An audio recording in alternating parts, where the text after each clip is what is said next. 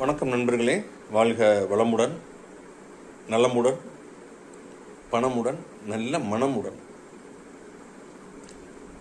பணம் சம்பாதிக்கிறது என்னுடைய பல பதிவுகளில் நான் போட்டிருப்பேன். பணத்துக்கு நான் ரொம்ப முக்கியத்துவம் கொடுப்பேன். ஏன்னா பணத்தோட வேல்யூ என்னங்கிறது இந்த பணத்துக்காக கஷ்டப்பட்டவங்களுக்கு மட்டும்தான் தெரியும், வேறு யாருக்கும் அதெல்லாம் தெரியாது. இந்த கிரகத்தில் நம்ம இருக்கிறவரை, பிளானெட்டில் இருக்கிறவரை பணம் வேணும். கடைசி காரியம் செய்வதற்கு கூட பணம் வேணும். அவர்கிட்ட இல்லைன்னா கூட வேறு யாராவது ஒருத்தருக்கு செஞ்சு தான் தீரணும். எவ்வளோ பணம் இருக்கோ தகுந்த மாதிரி உங்களுடைய கடைசி காரியங்கள் நடக்கும்.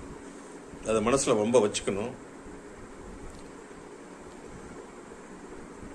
பணத்தை ஹேண்டில் பண்ணுறதுல நிறைய பேர் ஃபெயிலியர் ஆகிறாங்க. காசு வரும்போது கண்ணு மூக்கு ஒன்றுமே தெரியாது. விட்டுட்டு போனதுக்கப்புறம் கண்கட்ட பின்னாடி சூரிய நமஸ்காரம் பண்ணுற மாதிரி எல்லாம் போனதுக்கப்புறம் நீங்கள் யோசனை பண்ணி நோ யூஸ். அப்போ நீங்கள் என்ன பண்ணணும் அப்படின்னா, அனுபவசாலிகள் சொல்கிறத நீங்கள் கேட்கணும். கால தேச வர்த்தமானம் சொல்லுவாங்க. நேரம் காலம் அறிஞ்சு செய்யணும். ஆடிப்பட்டம் தேடி விதைன்னு சொல்லுவாங்க.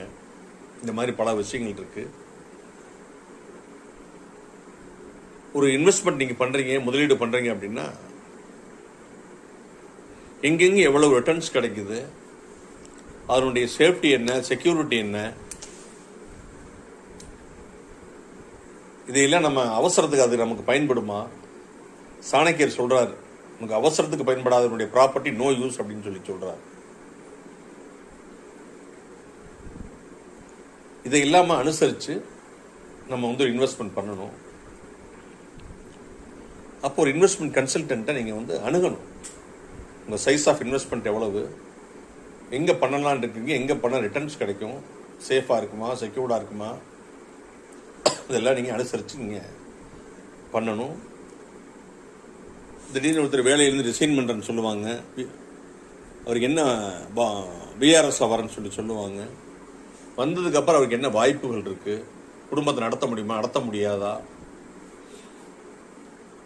போதுமான வருமானம் வருமா வராதா, ஒரு 30 வருஷம் 40 வருஷம் வாங்கின டெர்மினல் பெனிஃபிட்ஸ் அதை எப்படி நம்ம புத்திசாலித்தனமா பயன்படுத்துறது.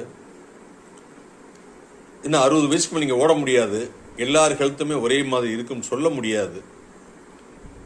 அதனால ஒரு பிஸ்னஸ் பண்ணுறதுனாலும் சரி, இன்வெஸ்ட்மெண்ட் பண்ணுறதுனாலும் சரி, நீண்ட காலமாக துறையில் அனுபவம் உள்ளவங்கள்ட்ட கேட்டு நீங்கள் பண்ணணும். அதுக்கு சில சார்ஜஸ் வரும். டோட்டலாக போய் பணத்தை இழக்கிறத ஒரு சார்ஜஸ் கொடுக்குறது பெட்டர் இல்லையா? எல்லாத்துக்குமே ஒரு சார்ஜஸ் உண்டு, அப்போ தான் அதுக்கு ஒரு வேல்யூ உண்டு. உங்களுக்கு ஏதாவது கன்சல்டேஷன் தேவை இருந்ததுன்னா டிஸ்கிரிப்ஷனில் நம்பரில் கான்டாக்ட் பண்ணுங்கள். நன்றி, வணக்கம்.